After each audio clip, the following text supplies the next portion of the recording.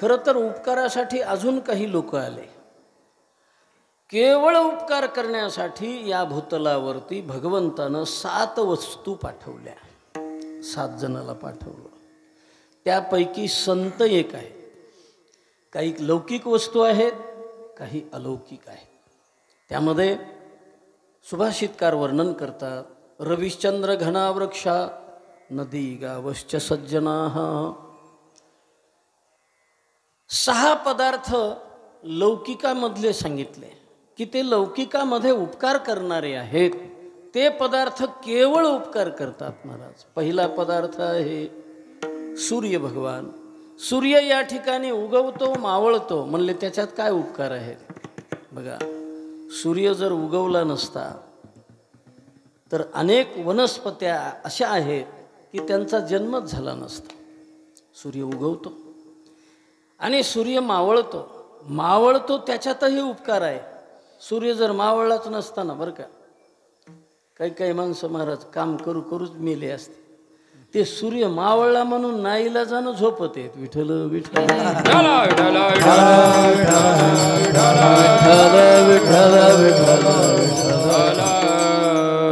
आज महाराज जग अनेक संशोधनं करून विजेचा शोध लावला सूर्य ऊर्जेवर. सौर ऊर्जा ही एक मोठा ऊर्जेचा स्रोत वैज्ञानिकाला सापडला. आणि काय महाराज आता सगळ्याच्या मोटरासुद्धा कशावर चालायला लागल्या? सौर ऊर्जेवर. काही कालानं हे आपण जे खिशातून मोबाईल काढून बॅटरी चार्ज करण्यासाठी जे लावतो का, आता लावायची गरज पडणार नाही. मोबाईल खिशात आपोआप चार्ज होणार आहे का नाही. मुंडक्यावर पाटी लावणार आपल्या हाताला. मुंडक्यावर पाटी घेऊन जिथं जाईल तिथं सूर्य आहेच. मुंडक्यावरली पाटी टोपीच्या सारखी पाटी निघणार. टोपी सारखी टोपी घालायची नवीनच टोपी दिसायली. अरे काढून पाहिल्या रे, अरे हे काय सौची पाटी आहे. असं काहीतरी निघणार नवीन. झंझटच नाही महाराज. बघा तुम्ही आता मोटरा निघाल्या, पाणी तापवायचं यंत्र निघालं. ते मध्यंतरी काय होतं पहा, लाईटवर चालणारं ते साठवून ठेवायचं इन्व्हर्टर होतं ना. तर आता सौर ऊर्जेवर निघालं म्हणजे लाईट. आता सरकारला असं म्हणायचा कार्यक्रम झाला, तुम्ही तुमची लाईन आणि खंबेन घ्या गुंडाळून तिकडच जा. आताच 2दा गेली आहे का नाही, जाती येती. म्हणून सूर्य उगवतो हा मोठा जगतावर उपकार आहे. सगळ्यावर उपकार करतो महाराज. सूर्य प्रकाश देताना कोणाला डावलीत नाही. सगळ्याला सारखा प्रकाश देतो. आणि प्रकाश देतो म्हणून अनेक वनस्पती उगवतात. अनेक वनस्पती तुम्ही बघा, भिंतीच्या खेटून एखादं झाड लावून बघा, ते झाड त्या भिंतीच्या सोबत असं वाढत नाही. ते आधी बाजूला निघतं. सूर्यप्रकाश मला मिळत नाही, मला सूर्यप्रकाश मिळायला पाहिजे. भिंतीच्या सावलीच्या बाहेर निघतं असं वाकडं.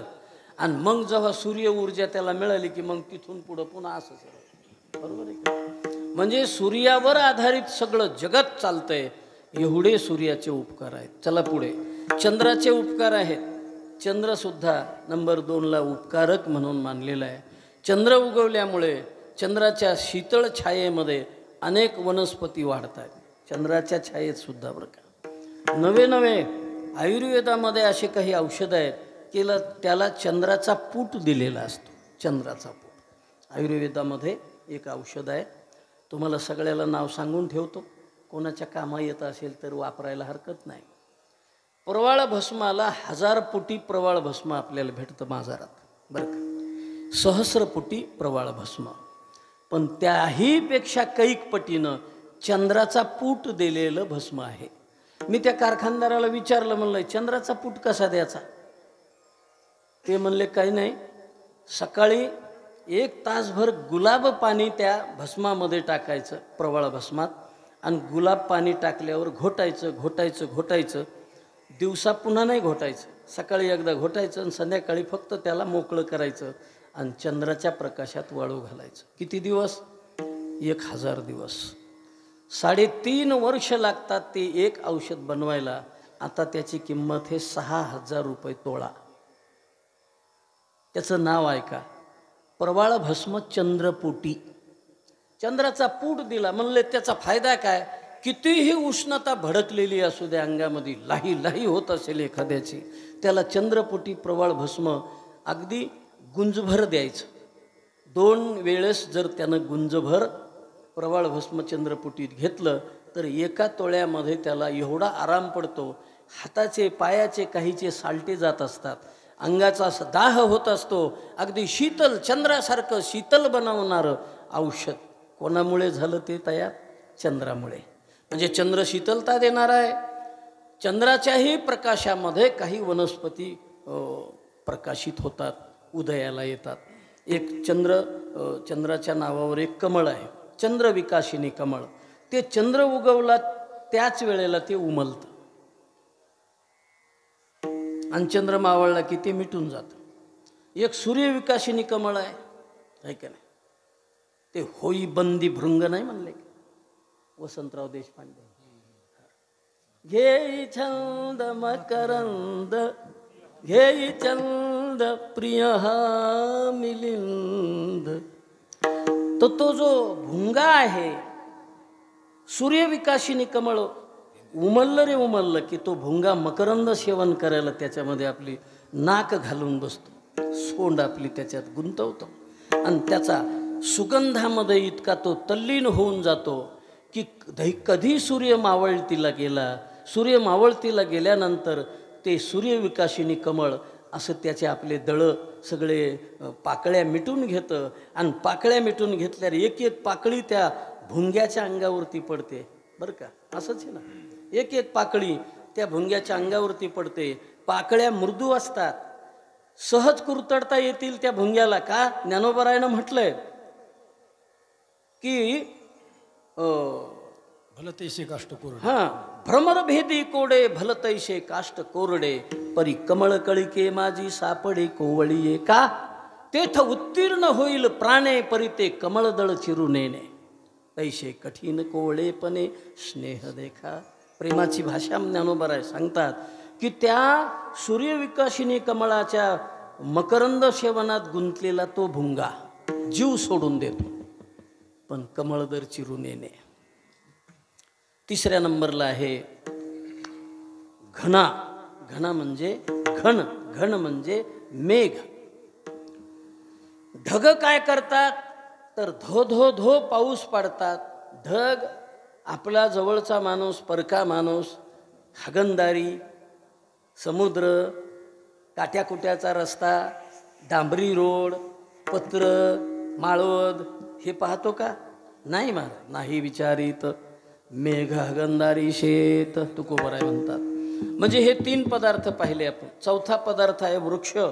वृक्ष जो खांडावया घावो घाली, का लावणी जयाने केली, दोघा एकची सावली वृक्ष दे जैसा. हो, वृक्ष सुद्धा सगळ्या जगावर उपकार करतो. त्याला जर कोणी रागारागानं दगड फेकून मारला तर त्याला तो फळ देतो, है का नाही? आणि माणसाला मारून पाहणं एखादा दगड, भांडायला प्रवृत्त होतं. ते माणूस दुष्ट आहे पण वृक्ष दुष्ट नाही. तो सगळ्याला सावली देतो, जगाला शांत करतो वृक्ष. 5व्या नंबरला आहे नदी आणि 6व्या नंबरला आहे गाय. नदी काय करते? हो, का फेडीत पाप ताप, पोखीत तिरीचे पादप, समुद्रा जाय आप गंगेचे जैसे. आहे की नाही? समुद्राला आपण जाणारच आहोत, पण जाता जाता वाटेतल्या लोकांचे पाप फेडीत. गावाबाहेरील ओहळ, बाहेर ओहळ,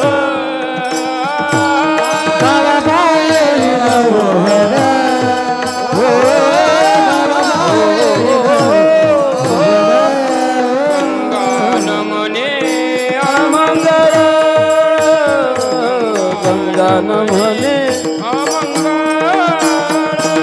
गावाबाहेरील ओहळ, गावाबाहेर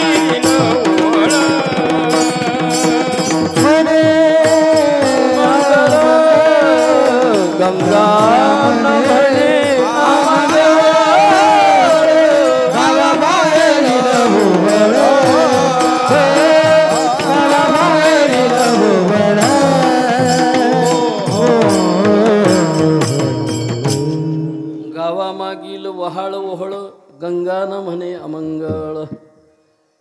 गावामागची ओहळ, ओहळ म्हणजे ओढा, गावातून आलेला ओढा. कमी मसाला असतो का महाराज त्याच्यात? मसाला. ज्ञानोबाराय म्हणले गावरस. हागा गावरसे भरली, हागा गावरसे भरली. हो, पाठी पाय देत आली, ते गंगे काय म्हणितली परते सर. ए वढ्या, तू गावातला मार मसाला घेऊन आलास, हे बाग असं म्हणताय का कधी? नाही म्हणे. का? सगळ्याला घेऊन, सगळ्याचं पाणी घेऊन काठावरच्या तीरावरच्या सुखदुःखाला